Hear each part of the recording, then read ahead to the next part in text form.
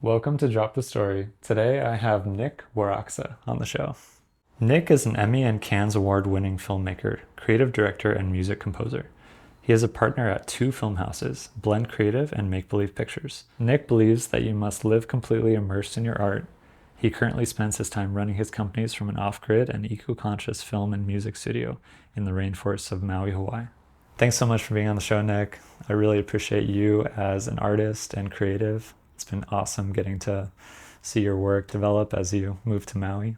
And yeah, just the connection that you have to impact and the films that you create that are really here to show the possibilities of, conscious media and, awareness driven, projects. So I really appreciate that and glad to have you here. Thanks, Jared. I'm excited to be here. It's been an honor to get to know you and have a fellow filmmaker here in Maui and see and feel the camaraderie and what it means to be a filmmaker out here. And also to have worked on a project so quickly with you, with Sam Garrett. That was about probably about 4 weeks into being here.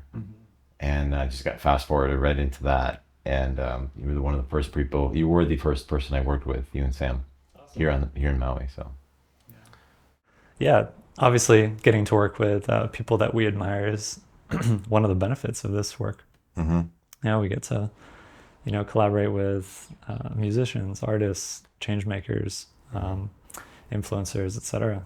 So, yeah, aside from your work in the world, I'd love to know just a little bit more about who you are as a person, as a man. well, I grew up in Milwaukee, Wisconsin. Um, my mother being an artist, and my father hails from a very musically endowed family. My grandfather was a piano and accordion player, and so I grew up in that environment of my mother really pushing jewelry, and then music being kind of woven in. Kind of grew up like we had a joke like the Von Trapp family, because my brother, sister, and I all played music. We'd have to play together and accompany each other, and that became our normal. And so when it came time to decide what I wanted to do, my father actually instilled a really important lesson to us. Which kind of became part of the narrative for, I guess, how I decided to build my life. And he continues to be a reflection on how to do that. And it was out of things he didn't choose. Um, he said he was working in a food store his entire life, and worked his way up from beggar all the way almost to the top, and was in line to be vice president and to be set up pretty nicely. And the company went bankrupt and just liquidated, and they said, "Thanks for playing." And he was just kind of like, "What?" Like I got almost he's digging for diamonds and didn't get far enough, and then all of a sudden was told, "There's no diamonds here." So I remember he then sat around the house a lot, playing music a lot, which was something that his father did that he chose not to do. But obviously, throughout our growing up, he had given us all those gifts to play music, but stayed the course to hold the family together financially with the route he chose. He stuck to it.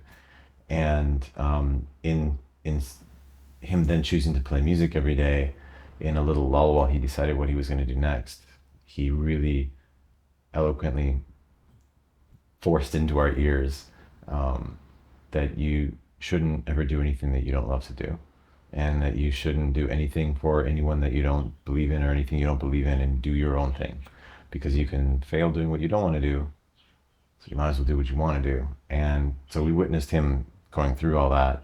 And anytime that we needed to maybe go and get a job or do something, he would enable us to not have to do that, that he would cover for us, and he would financially help us out or let us stay at home a little longer and build an office in the house and all that if he saw us doing it. He's like, as long as I see you chasing your dream, sorry, chasing is not the right word. As long as I see you building your dream, like I will help you until you can help yourself.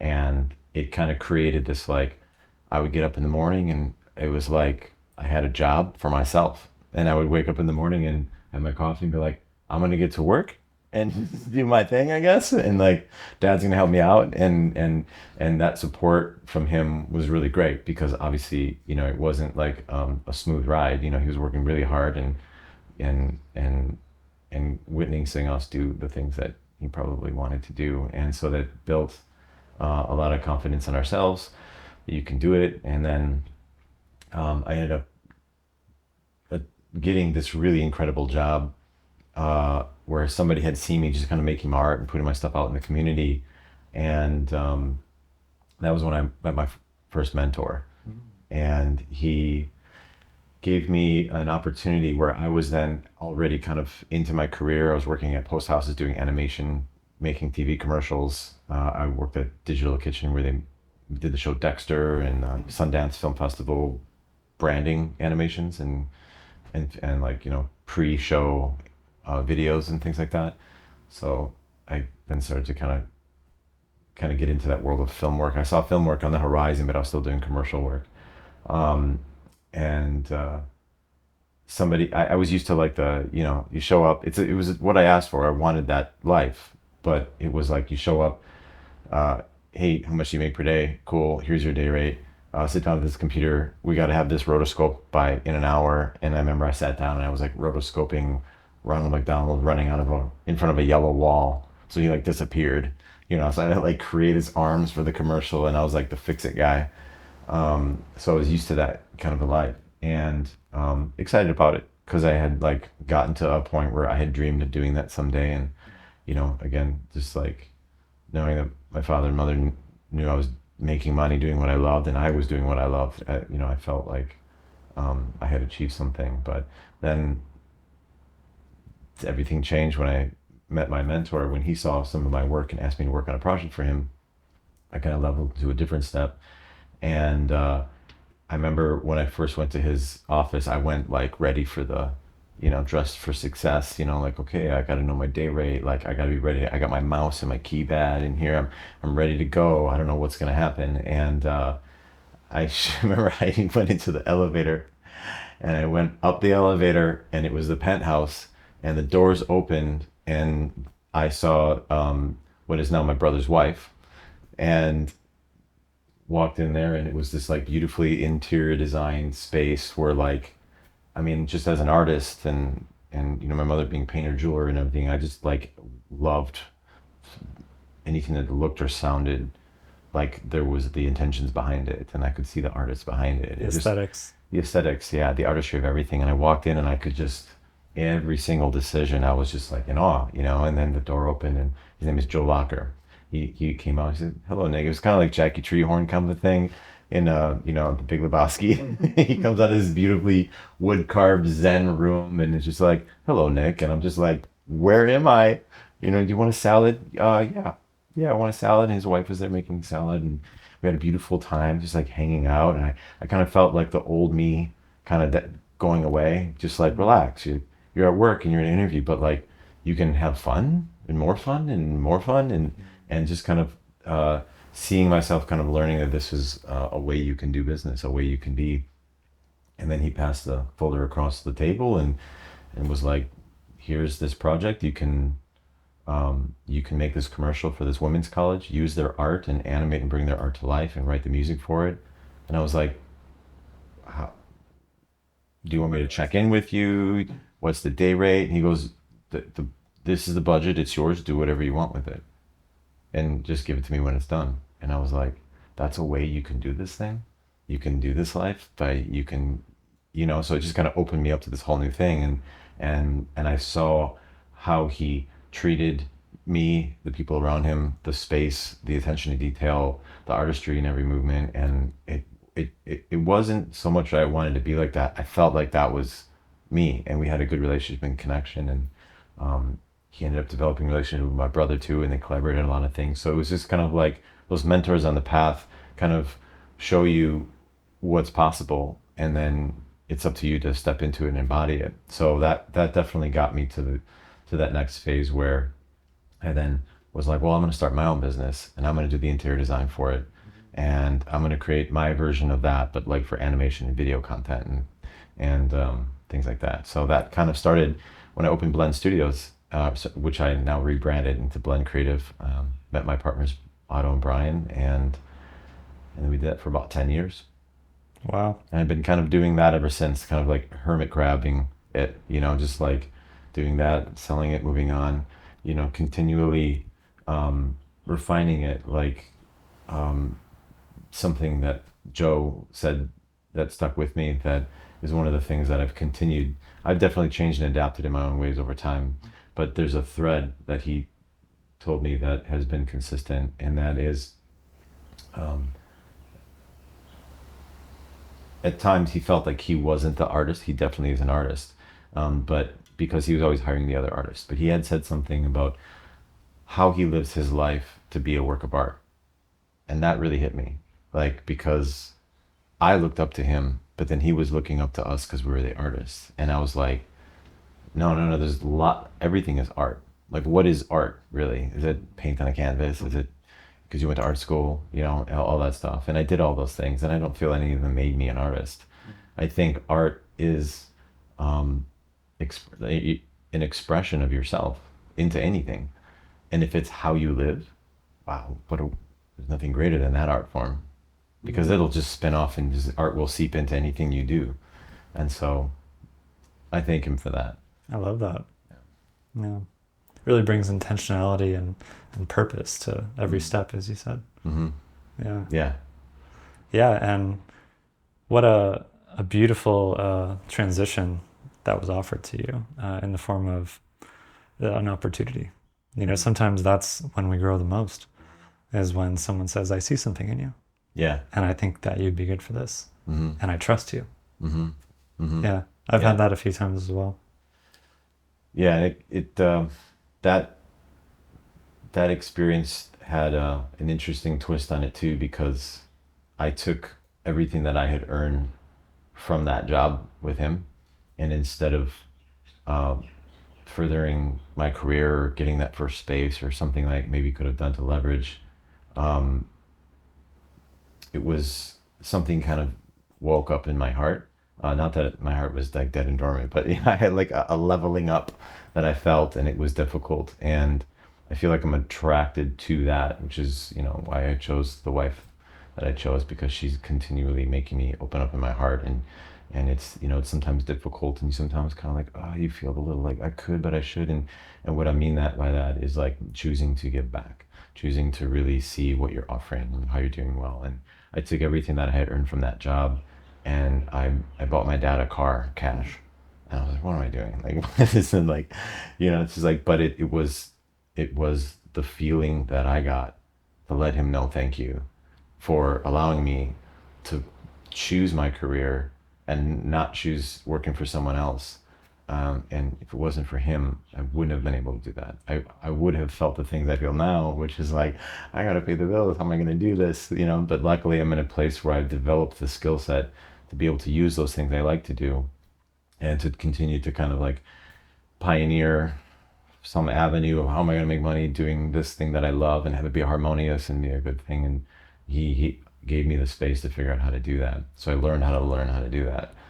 And so it felt right to give him something I knew that would really change his personal life, because he had always, loved cars and all that, and I know he gave a lot of that up to have us. So it's nice to kind of give him that back. Like, you can still have that, and so I think that kind of like started a trajectory of me just trying to be as mindful as I could in doing, like, combining art and commerce. It's like, it's very hard for me to make art when I feel like there's something like unharmonious about something. And so in my business relationships, I feel like I've got a very clean, open-hearted relationship with everyone I've ever worked with. Nice. Yeah. So that it can feel like a safe space to be creative. Man, from my experience of the creative industry, especially during my time near LA, that is not always the case. Well, It is so cutthroat Yeah. in many spaces, Mhm. and just riddled with anxiety and deadlines and over expectation and under budgeting and so on. And Mhm. yeah, it can really breed a lot of disharmony, as you said. Yeah. Yeah. So, yeah, what a gift to be shown what's possible from your mentor, and Mhm. also given the opportunity from your father to discover what that could look like. I definitely got my throat cut many times. Um, in that, to speak to that a little bit, it's definitely happened. And in looking back at some of those experiences, again, I have to thank my wife again for bringing these perspectives into my life through different spiritualities, which has influenced my work quite a bit. But we started to actually listen to the Kabbalah, and I feel like I've always handled those moments pretty good. But looking back, and then the moments I've had since listening to the Kabbalah and doing my best to integrate it, is that when something really bad happens to you, or something's really difficult, or you're thinking, why is this in my story? What is going on? Why is this happening to me? Is to just say thank you. Like in the Kabbalah, say pause. Pause. What a pleasure. And if you really do that, and you look at it as an opportunity to grow, uh, it changes everything. This You is know. happening for me, not to me. Yes, exactly, exactly, exactly. When something bad happens, we goes, why is this happening to me?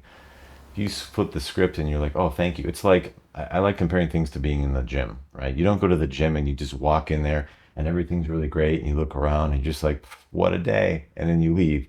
No, you're like going to inflict pain on yourself, and you're going to lift something, if you're not doing it right, you're going to lift something that's beyond your capacity and see how many times you can do it. Feel the pain and then relax and let your body heal through the pain. Well, that's the only way to grow.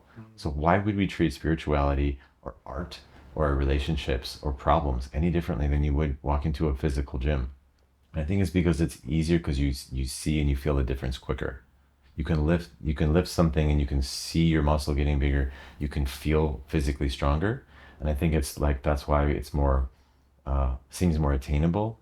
And to go through it like spiritually, artistically, mentally, emotionally, I feel like it's a little bit harder to see the results, and it's a little harder to have to know where you are in it, because it's so amorphic and intangible and invisible, that we assume it must be different, but it's exactly the same. And it takes the same dedication Mm-hmm. Yeah. if you want to make it stick and grow and see that evolution. Mm-hmm. Mm-hmm. Yeah. Yeah. And look where that's brought you, man. I mean, that image of you rotoscoping, and for those who don't know, rotoscoping is the most tedious process known to man, The worst. where you're cutting out a subject and doing it pinpoint by pinpoint in a digital editing software. Mm-hmm. And yeah, it has its purpose, but oh my God. Rotoscoping Donald Duck, or sorry, Ronald McDonald. Ronald McDonald. Close. Yeah, basically the same. And going from that to where you are now, Yeah. the evolution to get to where you are now, that didn't happen overnight. That took constant redefining, like, what am I doing? Why am I doing it? Yeah. Totally. Yeah. It's unending. I'm still doing it. Yeah. Moving to Maui, I'm sure you feel the same way. It's been quite an adventure. Sacrifice, for sure. Mm-hmm. Not being in the metropolitan, zones. Mm-hmm. We're not on Oahu. We're not in No. Yeah. the metro zone of Hawaii. We're in the jungle. Mm-hmm. So yeah, trying to be artistpreneurs, Mm-hmm. out here is a whole nother game. Yeah. Yeah. Yeah, so I'd love to hear just what is up for you lately, now Mm-hmm. that we have heard some of your backstory and a little bit about your mentors. Yeah, where has that brought you? I had a moment where I felt like I had gotten to my dream, and Which was what? to make commercials and to be an animator. And yeah, I grew up in Wisconsin, and watching the Super Bowls, I got to see these commercials that were really cool, and they were like mini movies. And I don't know, for some reason I'm really attracted to like short length movies and small spaces, and things that are just kind of pad. I think it's probably because I have a shorter attention span, so I can kind of get it done a little quicker, versus a 90-minute film, which is what I'm doing now, many of those now. So it's a lot different kind of a pacing of attention and care. So something about that kind of felt, because as like a triple fire sign, high energy, fast thinking person, it's harder for me to fast think for a long time. I can just like get it done and then feel a sense of completion and put it out there. And I had, definitely achieved my own level and layer and experience of it. And there was this dissatisfaction that was kind of with me, like something really interesting that my brother actually said to me, as a brother I'm very close with, and also an artistic and musical collaborator with often. We're in a band together, and he has said, there's a difference between your closed eyes dream and your eyes open dream. And I, having just heard this, have been really integrating it into me having a similar experience right now of, being a manifest generator. I really like having a vision and seeing something, and then just like I always wanted to be a magician when I was a kid. Like, how can you just make it happen? What an amazing thing. You can have a thought and then turn it into a thing. It's the most incredible, power that like we possess. I don't really see animals entrepreneuring new paveways outside of, evolution. But I see people doing it. I see people doing things and turning ideas into stuff. So that's what really drives me. That's what I like about people. That's what I like about myself and the human experience. So in that, I had gotten to this place, and it was just kind of like, is this it? Is this what it's like forever now? Now that I've gotten to this place, and at this around the same time, my wife introduced me to indigenous tribes and their cultures, and partaking in the medicines that they have, and it really kind of like started to wake me up. I remember I went to Ibiza to do music production, thinking I was gonna do that. So I was kind of like still doing commercials and stuff, and then I bought all this DJ equipment, and I was like, what if I apply technology to music? Because I was doing a lot of acoustic music growing up, and started to put together this electronic music and this whole thing. And I went to Ibiza with like a whole collection of music that I was going to play, and had a couple connections to perform it. And I was like, I'm going to do this. I'm going to turn that thought into a thing. And my wife was in Ibiza traveling and like pioneering relationships with the indigenous. And I went and sat in a sacred ceremony with them. And it was amazing. A lot of healing happened, a lot of things happened, but like I kind of came out a little pissed because I saw how I had to let it go. I saw how I had to let go this dream that I was unsatisfied with making commercials go, because I saw that it wasn't helping the world. Like, you kind of know these things, but if you're not surrounded by anyone or anything that's maybe putting it into words or solidifying it into a conscious thought, are you really feeling the weight and the gravitas of something past, something right here? That's what those ceremonies were doing for me. And Kind of held up a mirror to you, mm-hmm, showed you what was actually going on in your life and mm-hmm. the impact you were making at that point. Yeah. And when you look at yourself specifically directly in the mirror and you really see it and you're really looking, it's hard to unsee it. That's who you are now. Right. And so in seeing that reflection, I like how you put that. Thank you. So in seeing that reflection of myself and how I was truly feeling and where I was at, I was like, I can't do this anymore. I just can't make these commercials for these products that I don't believe in, and that I got to see behind the curtain in being able, and very grateful I've been able to sit at the table where a lot of really big decisions were being made. I got to see the intentions behind them, just selling and making, and for what? And if they don't do well, that's fine. We made a profit. They can go sit in a landfill. And just being like, wow, that's the plan. Right. That's the plan. That's the real plan. Don't care how we make it, as long as there's a budget, a profit, and the budget is low enough that we make a big profit. Yeah. Yeah. Yeah. And then, screw the rest. Yeah. If the product isn't good enough for them, that's fine. As long as enough people are wooed by the advertisements that apparently I'm going to make. And if I do good enough job, my reward for the earth is that I've convinced everybody that they need something that they don't need. That's a hard one. And once I saw it. So then I would be sitting there animating or doing something, and I'm like, especially for the healthcare system, I was doing a lot of stuff for them. It's real hard. It's real hard to like just keep doing it. I just was like, I just can't. It's not what the closed eyes dream was. And when I opened my eyes up and I saw the real dream for what it wasn't what I really wanted. And so I had to really understand that to know why I was letting it go. I wasn't giving up on myself. I wasn't quitting, but I was waking up to something new. But the interesting thing is around that time when I had done the ceremonies and woken up to that, somebody had handed me this note. Like, I don't know why. It was very unsolicited. It wasn't that I didn't ask for anything. I was just like hanging out with some friends, like, um, you know, just kind of in a weekend of having fun, and read the thing, and it was a Terrence McKenna quote. And it was, I'm not going to know the exact quote, but essentially it was like, this is the secret to anything, to anyone who's done anything great. This is the alchemical gold. This is the shamanic dance in the waterfall, that you have to take a leap into the unknown. And when you do that, it's a feather bed. But there's this fear that you're going to die or it's not going to work out. And you're only creating that because fear of the unknown, it doesn't exist yet.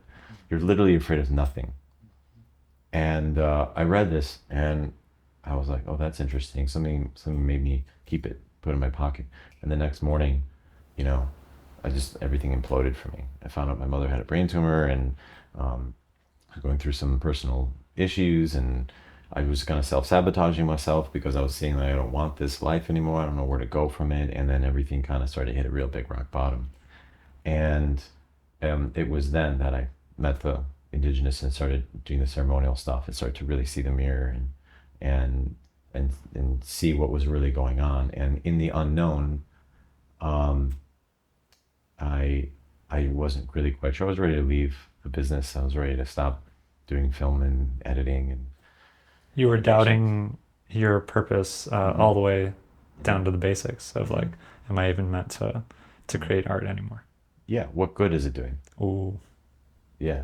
I mean, does it make me feel good? Is it my ego? Do I feel awesome because I made some cool shit? Like, really asking those questions that are hard to ask, and really, they're really like, okay, what is my purpose? Like, how much, and then like, I think it's good to ask yourself those questions, like, and then maybe a little bit of doubting, self-love.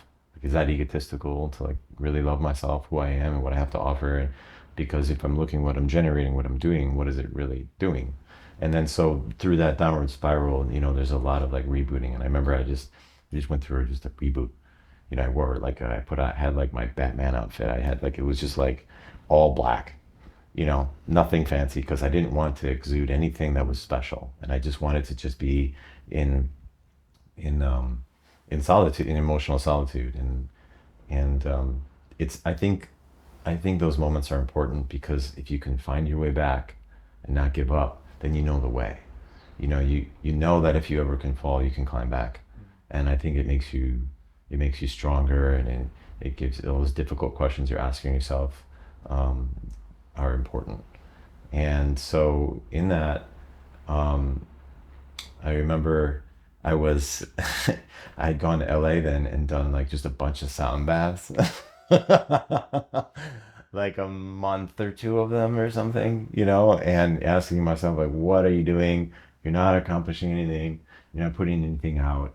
And I felt so silly. And like, I saw like, my dad, mom just being like, is this what you're doing? proverbially. Yeah, Like, yeah. No, you had the image of that. yeah, I had the image. They're amazing. They Yeah. support me. Anything I do, they're used to me. I mean, at this point in my life, they're used to getting a phone call of like, wait, what are you doing now? But to myself, I had like created this world where people were like ashamed of me, that I'm just enjoying myself being in sound baths after feeling like I wasn't doing anything good. Yeah. And Your then, critic really came online then. oh, big time. Yeah. Yeah. And then what I had realized was that I was retuning myself. By the end of the sound baths, I had connected with this one woman that was doing it with singing opera on the top, and I was just like, really like the way you're doing this, and this like, as a trained professional musician and went to school to be a piano performance artist, it's hard for me to see somebody rubbing a stick on a bowl. And I'm just being honest, like my ego was just like killing me, but I was like, I have to stick with it, get through my ego and see what's going on here, past my judgment. What's this stick on the bowl thing? What's going on here? And that takes 10 minutes to train for it. Like, it was so much judgment, so terrible. And I'm so glad that I stuck with it and became a patron of the singing bowl community. Um, because what happened is the singing bowls didn't change, and this people doing the singing bowls, maybe they evolved and everything, but like what really happened was like I changed. And I finally got to this point where I was like, what notes are those? What's going on here? Her singing bowls were two different colors coming together. It was like, it even looked beautiful. It was this like, and she goes, oh, well, it's the alchemy. And I was like, what is that? What do you mean? She goes, it's two stones together, two notes, two tones. And when you mix them, they create that swirl. So it's like a C and a D. It's like a C sharp or a D flat. And I'm like, you're playing black notes. And at the time during this, I was writing all my music with black keys. Everything was in G sharp minor, C sharp minor. So like mostly black keys, a couple C's and F's natural. Um, and and I was like, what key is that? She's like, G sharp. And I'm like, you get out of here. And then through all of that, I had learned about the chakras and where the chakras hit on your body. And I was going through a lot of neck and back pain. And and and I was like, oh my goodness, I play a piano, which is one of the biggest instruments you can play. And I had a grand piano at home. That's what I would play and practice on. And the thing I love about the piano, one of the many things, is you lift open the top and you play, and it's just a cacophony of loud sound just coming at you. Like when I'm playing and I'm just going up here and playing down, it's just like, I feel like I'm warlocking sound around myself. It's for me. I love playing the piano for me. And then in realizing, by getting through all this judgment and getting past all this ego and all these things I had to untroll to sit with something that I had not understood and didn't have much respect for, gave me the greatest lesson. And it was like, wow, Simplicity too. all of this made me realize that I was giving myself a sound bath the whole time, because my neck and my back were going through problems. And A, B, C sharp, D, E, F, G sharp, C sharp, and G sharp was where my issues were. And I was just innately tuning myself and playing music during this period of recreating myself, giving myself sound baths to retune myself and everything. And that's when I started to really, really believe in all the things that my wife was bringing to me and saying, you can do this, you can do this, you can do this with spirituality. And that's when I started to really believe. I had to go through all that to get my bouncer at the door of belief to go, all right, come on in. Like, okay, spirituality, you get back in the door. Because I was raised Christian in a place where I didn't really connect with it and didn't like the delivery method and the vehicle it was in. And so now, through all this retuning, I have become a believer. I then understood how much was going on outside of our physical beings, and then that's when I chose to let go of some of the things that I was doing that weren't serving me anymore, and through my relationships with the indigenous, like really commit to that and get back behind the camera and start filming them and not knowing where it's going to go, belief and trust. And then all of a sudden it just kind of turned into them really seeing me and the person I was probably becoming in front of their eyes, or however they saw me, and trusting me enough to film their lives. And now we're working on a lot of documentary film projects for them, and some of our films are being recognized by the United Nations as pieces that are helping them have sovereignty in their beliefs and the things that they bring from the jungle, and it's making an impact, and we haven't even released it yet. So I think back to that time when somebody handed me the note with the Terence McKenna quote, and it said, the shamanic dance in the waterfall, and this is the alchemical gold, and to take a leap into the unknown. Like, I literally did all those things, and the shamanic dance in the waterfall is one I actually did a shamanic dance in the waterfall with a shaman. It's like, it was just so interesting how the darkest of the dark, like if you can just believe that it's for a reason, and to say thank you, to know that that's your lesson, that's the weights that you're going to lift in the gym. If you lift them, you get stronger. Something that I feel collectively that we're really needing to look at is what is the featherbed for humanity? Like, what is it that if we really trusted and took that leap out of fear, meaning not in fear, but in trust, what could we create together? And what is our role as media artists and creatives in that? Because I see in our world that imagination is really being used in this kind of destructive way, in this destructive way where, we're almost hooked to the doom and gloom and these Armageddon-esque stories. And, you see it in all of the blockbuster films and really what is attention grabbing and oh my God, like, what if that really happens? And, it's like, man, is that really what we want to invest ourselves into? Literally millions and millions of dollars into these narratives. And, I see you going in and developing trust with cultures and tribes that are still doing things in a way that they have been for however long, centuries, millennia, we don't really know. And you're saying, hold on, there's something real here. And I want us to know about this and remember it, because what they're talking about and what they're doing is maybe, probably the way out or the way forward. So I'd love to hear your thoughts on that. Yeah, that's a great question. I seem to be building a lot of my life around that, actually. And I think it very much speaks to why I'm here in Maui, and why I'm trying to make it so hard for myself to do this stuff. Because, I mean, trying to run a film and video company in an off-grid solar powered place just alone is like, whoa, like there's, like just today before I came here, I'm trying to get, well, trying to get the car all ready and everything, and the battery's low. Should I start the generator now, or should I wait for the sun to come up? How do am I working with nature to wait for nature to do it, or should I do that because I want the refrigerator to be on when I come home so the food doesn't go bad? What machines do I need to turn off right now? All of that stuff is what we signed up for by coming out here, by doing work with the indigenous and seeing how they live and how they're in one with nature. And so we wanted to move out here to the jungles, to live in the rainforest that is part of America, so we can still stay part of this American system we're signed on for right now for the time being. And didn't realize how hard it was because we don't have a tribe.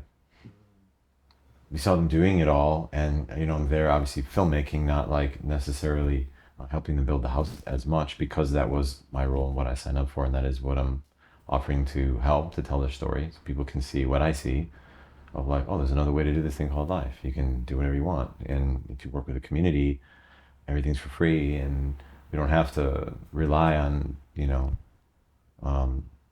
anyone but ourselves in a community. That is the way we all came from. And in sitting with indigenous long enough, I would then hear them saying that I'm indigenous to wherever I'm from, and that we're all indigenous. And then like, whoa, we're all part of this planet. The indigenous are the ones who are still doing it that way. And the indigenous to like Europe, where my lineage likely comes from, like Poland, like that is a lineage where they lived in little villages, and there was a blacksmith and the farmer, and they would trade. You didn't have to do everything. You didn't have to depend on like some large corporation like Costco to bring it all into one place for you to shop around, knock it out, and then go, I don't know what, go just do a different job you don't want to do, maybe, to, the whole system that we're in. And so we saw that and we're like, wow, it's possible. So we came here and we had some hard lessons. And like what I said, like, where's the tribe? Oh, shoot, we need the community. Because doing the generator and trying to take care of the land and then live off grid and do all that stuff, it's like I've got one foot in consciousness and trying to like walk the walk, like trying to actually have less of an impact on the environment and everything. But then I got my other foot where I still need things where I have to like pay bills and afford the things that allow me to do the work. So it's been hard to have a foot in both, because it's just us, this nuclear family still, my wife and I and our daughter and our dog. And and when we reach outside of the community, there is a community here, but I just see that it's not. We are now being born. We are generations into being born into this modern society. So to just expect everybody to get together and go like, we're all going to stop needing the things we think we need and all be on the same page. That's a cultural thing, and it takes time. And so I see it happening, so like if I can if I can suffer through this enough to be a change that my daughter's then born in, then she grows up knowing this. And then the cultural change just happened, and I think it's important for everybody to try and think about how much they really are taking and how much energy they need to do this and that. But it's hard, especially when you're in a city, because you're not in the environment. A city is not the environment. It's, we throw our trash and they haul the trash out and they throw it away in the environment. Right. So it's like, how can you care when you don't know what's happening? And so that's been a big struggle for us, and it's kind of woken us up to to see what's on TV, what people are watching, and that's obviously why we're trying to make content that makes an impact and kind of shows people what we saw, and that's why we called our company Make Believe. You have to believe in it and do it, and it can take a lot out of you. I've wanted to quit on it many times, to be honest, and that's the truth. I've just wanted to, like, keep seeing that scene in The Matrix where the guy puts a steak in his mouth and he goes, put me back in. I want to be rich. I want to have all these things, and it's like all that stuff. That's what it is. Because I don't know if I certainly didn't appreciate what I had in the city because it was my normal. And I mean, we can't just phone in an Uber. There's no Uber Eats here. There's no taxis. There's no Ubers. My car breaks down out here in the jungle. I got to walk to the neighbor's house, ask for a ride, have a tow truck come out. I mean, it's just like you don't think of those things because you're in the city where everything's just like kind of like working together, and you can have whatever you want, do whatever you want, have it as fast as you want it. Well, that's not really teaching us anything. Yeah, you're learning how to be in a system, but we're not actually growing as a community to learn about how to take care of ourselves if the system fails ever. And then all the doom and gloom, I think it scares people into staying in the system. That's what I think the media does. Whether it's intentional or unintentional, or it's a self-fulfilling prophecy of our own projection of what we want to see. Who can really say? I have my own opinions about it, but who can really say unless you sat there and like really put a documentary together witnessing it? But I do feel there is some element of fear built into the media in showing us like what bad can happen. And they'll wrap it up in a happy ending because we like happy endings and it makes us go to sleep. I mean, we can watch part 2 where it goes wrong again. So but like but it is possible, to change things. It's always changing. It reminded me of the quote, life mimics art, art mimics life. It's, a bi-directional thing. Yeah. So making believe the future that we want to see. It takes a lot more work than you might think. Yeah. And you're in the experience of that right now. Yeah. The closed eyes, open eyed dream. I'm in it again. I had this closed eyes dream like, oh, I'm going to live in the jungle off grid, and I'm going to be so conscious, and I'm going to make media, and I'm going to walk the walk, talk the talk, make the content to show people. And we've been in the open eyed dream version of it where it's hard. It's been difficult. We've wanted we haven't quit at all, but I've had some moments where I've sat on the front porch of this incredible thing that I seem to have done and felt like I'm not doing it and I'm failing at it, and that I'm suffering, and when does the fun start, and all that stuff. And that is the shedding of the old self. That is the dying of the old self. I have to realize that the way I wanted it, when I got what I asked for, isn't the way it is. And that's real hard to put the toys down and realize that doesn't belong in this story. Even though I had dreamed it in my closed eye vision, the waking actual vision isn't that. And I've actually had the pleasure of meeting a brother that's helping us build this dream. He's building the studio with us, and he's an incredibly good worker, and he's just like full on truth. Like whatever comes out of his mouth is the truth. And sometimes it's just like, ooh, yeah, but that's it. And I'm attracted to that. I like the truth, you know. But even sometimes it just comes out and you're like, you gotta breathe through it because it's the reality, and that kind of keeps you there. And so we're actually going to be working together. I'm going to be doing filming his son, being the first African American surfer to hit Jaws, and telling his story. And then it's been interesting because as I'm becoming a witness to his story, kind of going like, this is a beautiful story here. Can I tell it? And he says yes. He's been witnessing my story, not realizing I'm a character in my own movie, and he's been seeing us struggle through this. You know, like the rain's coming through and I've got all this stuff set up, you know, I just want to sit and work and just make my stuff to try and do what I think makes the world better, doing what I love.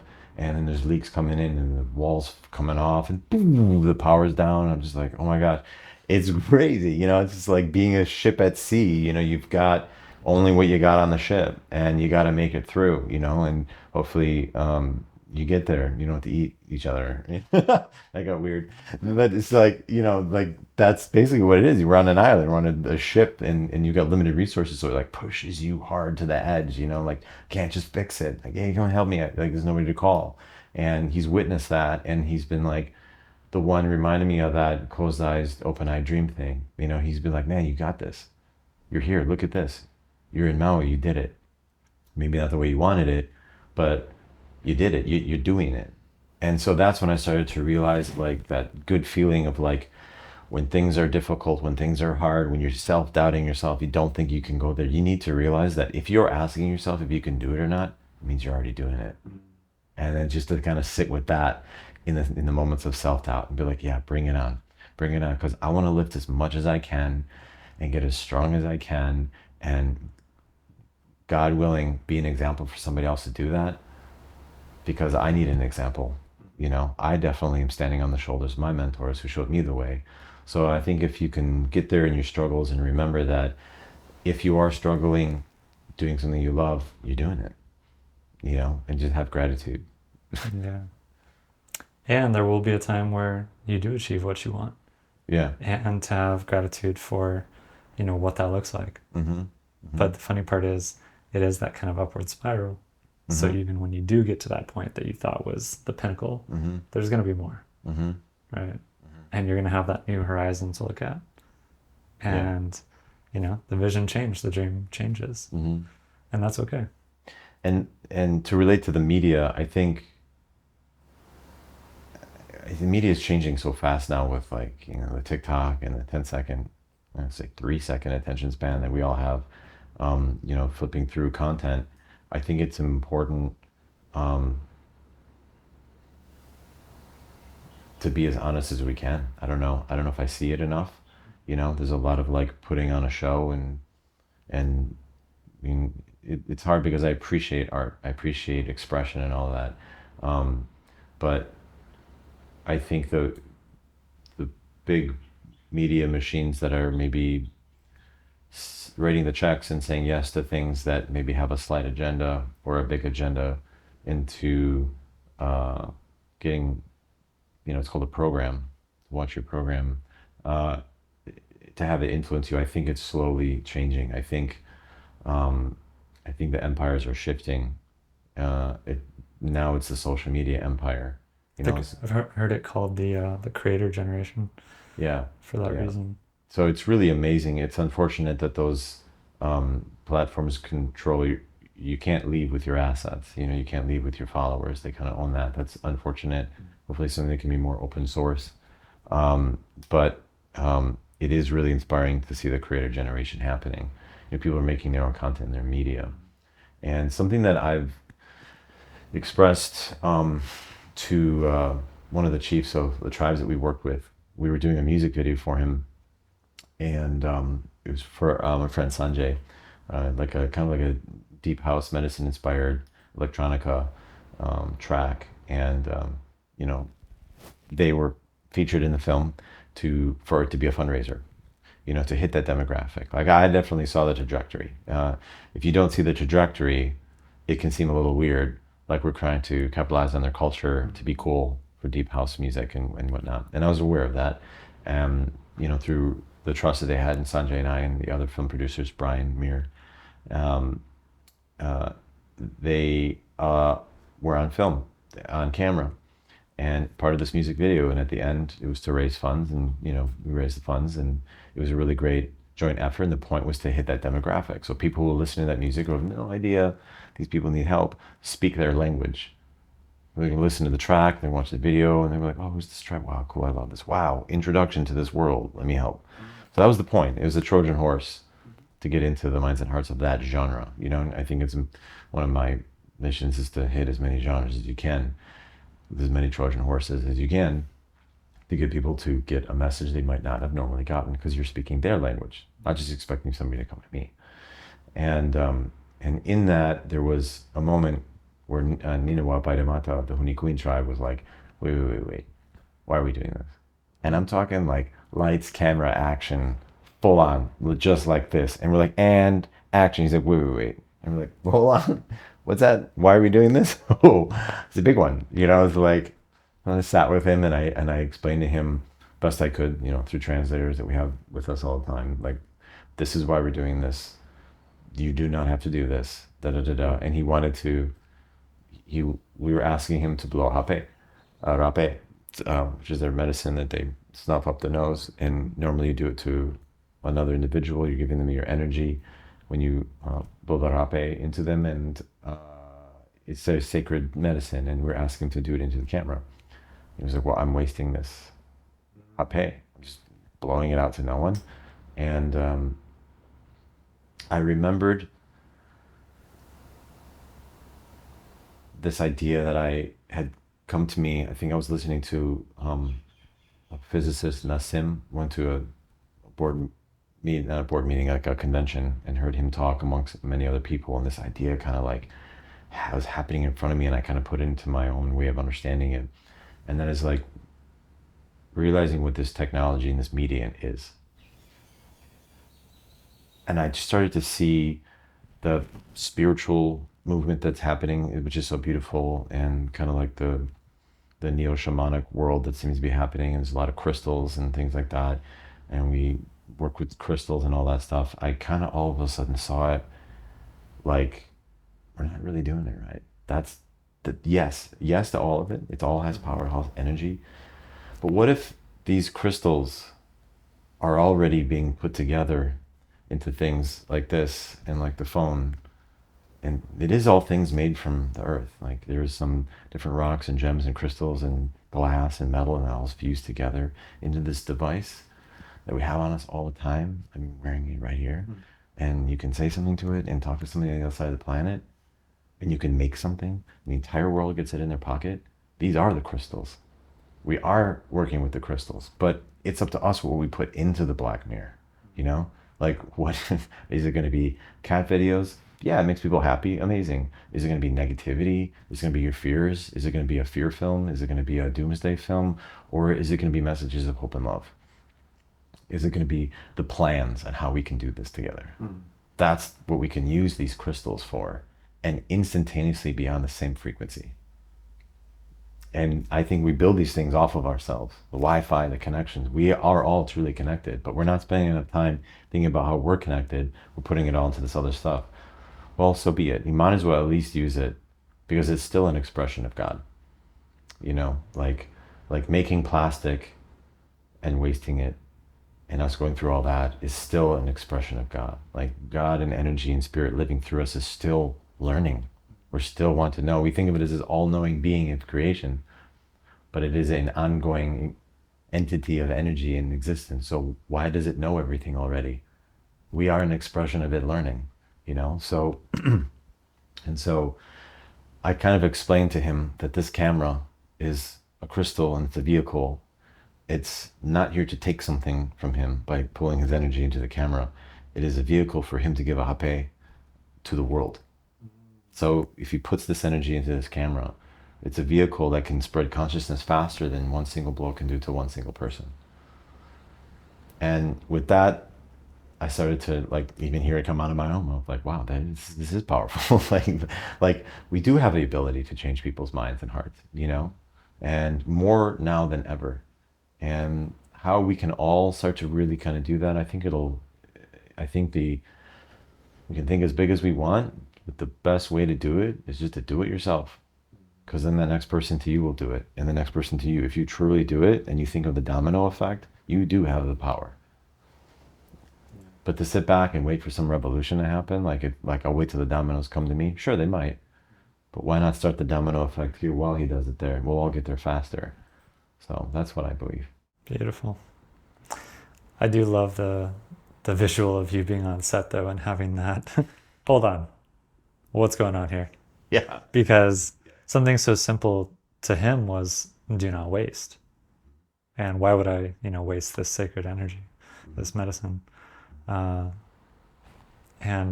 that gave you a chance to really reflect and, yeah, tune into what the purpose is and how to communicate that to him. So, yeah, we're learning how to bridge here, and we're learning how to take our ideas and how to put them into that device in a way that is crafted and intentional and potent, right?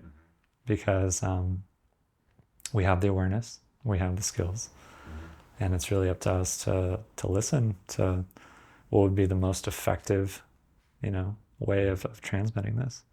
Since it really seems like you are paving a new way of media creation, creating the new earth in that way. I'm curious, do you see anyone out in the media space or in general that you see as a mentor or even a legend? It's a personal answer, but it's not quite that maybe the answer to that exact question, but it's the best one I have because actually struggle with seeing mentors and people I look up to out there. There's a couple of them, like I might see, and I can name them and go into it. Like this person I see, and I love how they're like doing it all and seemingly in a harmonious, beautiful way, and it inspires me.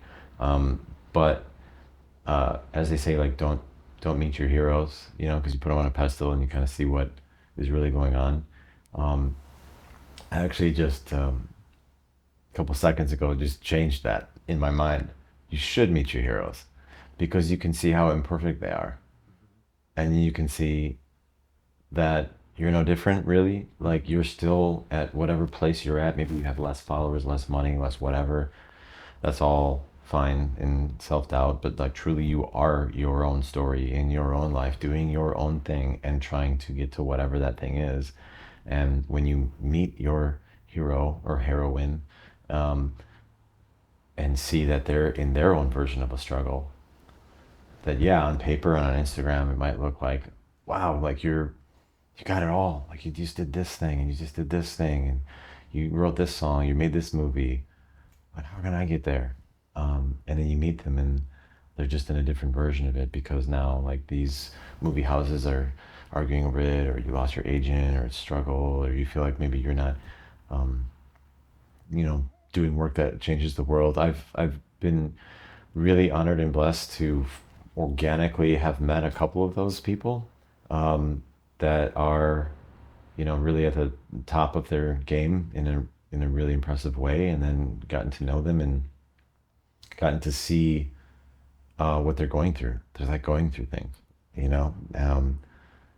one of them is like seems to be hitting a home run every time at everything they do, but along the way questioning if what they're doing really matters.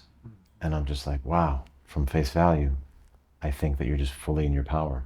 But we all have self-doubt, we all think we're not good enough every now and then, and we're all the same, from being able to have met, A-list celebrities to,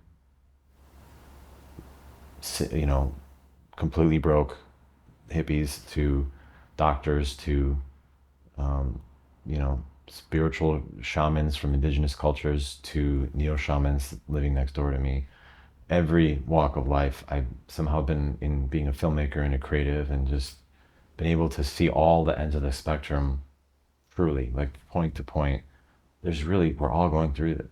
Everybody's going through something, and everybody deals with the same things of self-doubt and having to tell themselves to get up and go through it and do all that. And so I think meeting your heroes is like really getting to know them is actually healthy, because the pedestals dissipate and then you realize that you have to do the work and that it's okay to fail and it's okay to do that and like failure makes you a success, you know, because it's not about getting there. Like this whole thing about wherever the heck we're going, it's just this ridiculous idea. Like, yes, we're always going to climb. We're meant to climb. But if you can really enjoy the shittiest parts of your life, if you can enjoy the pain, the suffering, and you can find joy and happiness in the pain and suffering, like you're a hero, you're a success, you know. And the things that drive you, the big achievements you want to get, have them, absolutely, because they're going to put you in the crap. They're going to put you in the self-doubt. They're going to put you in the you don't know if you can do this. Like it's the yin and the yang. It's the dark and the light. You don't get out without experiencing both. Yeah. Yeah. You can't just have the light. You can't just get there and it's like, I did it, because what kind of person gets it all and does nothing to earn it, you know? It doesn't exist, and anybody that has a life that has that, it innately is shallow, and you see that about that person, and then because they're not a shallow person, they're in a shallow experience. If you put that person into an experience where they have a lot more struggle and everything, and they innately become like a person with more depth and more interesting and more compassion, that same person can be either. It's the experiences that you're choosing to allow yourself to go through and choosing to go for and everything. You know, I heard Benki Bianco, who's the one of the chiefs of the Ashaninka tribe that we're doing the doc on. He is quoted saying, "You cannot be spiritual without suffering." And to hear that from somebody who is dedicating so much of his life because of his culture, but also as a modern human choosing to continue that path to spirituality. And hearing how that phrase is kind of said different ways by other, you know, masters of different spiritual practices. And if you're doing it, you recognize truth. You know, you recognize when something's true if you've gone through it. You cannot be spiritual without suffering. You cannot be strong without suffering. You cannot be good at something without being terrible and struggling through it. And so that's what meeting people that I look up to has shown me, is to try and enjoy the process, because I could be as big and high as them and still be dealing with what I'm dealing with right now. So why waste all this time between now and when I might get to that thing or that place, not enjoying suffering and the successes, you know, to just take right now and just love everything that life's throwing at me. Just love it. Just like, oh, suffering, give me more. Like terribleness, oh, this feels uncomfortable. Oh, amazing. I get to lift that weight and be a better person. I can grow from this. But believe me, there's moments when it happens that I'm definitely having a moment of it's like, why is it happening to me? And then I catch myself, this is great. This is wonderful, amazing. My car broke down. I'm gonna miss that whole thing, and this is great. I have more time to be thoughtful. I can meditate right now. If I can meditate now, oh, it's gonna be so great when I can meditate when everything's perfect, you know? So that's what I think. Like, we're all in this story together. And the more we keep seeing each other and listening and talking, I know, like, you know, I've done some men's group, men's circles, and we've been in them together. I think those are important. Those are the community builders where we get to see the heroes right in front of us and be reflections of each other, and see the legends that are walking amongst us, you know, the silent legends that are choosing to enjoy this process and this experience of life. And then whether we get to our dreams and hopes, like I said earlier, as long as you take that first step into that dream, you're in the dream, you know? We're all legends in the making, is what I like to think. Yeah. Because, you know, being the author of our story, the main character and director, that is all possible. It is not a good story, though, if it's like, look at, you know, young Johnny, who was just born into the world. Watch him grow. Nothing bad ever happens. And then all of a sudden, he's achieved his dream. It's like, that story would suck. Yeah. Yeah. There's no arc. Yeah. It's just like flatline, right? Exactly. So exactly. That's why we have trials and tribulations. Yeah. Be grateful for your compelling story. Yeah. Yeah. But also have the awareness of, you know, recognizing those different plot points along the way and seeing the hero's journey that has unfolded. And, yeah, recognizing that um, you know, there will be that point where we return to the village with the wisdom and have something beautiful, truly beautiful and truthful to share. So yeah, we're doing the work, bro. It's good to be here with you and to see you and everything you're going through. And, also as like specifically like a filmmaker out here and sharing the things we're going through. It's exactly that. It's like I see you and I see what you're going through and I see you continuing to show up, and it's an honor to be on this podcast that resonates with me so deeply, and that's what it's about. Companions on the journey, man. Get to see you, you get to see my story. Absolutely. Yeah. Right on. Well, I think I'm going to wrap it right there. So thanks so much for joining me today and dropping in. Thanks for having me, man. All right.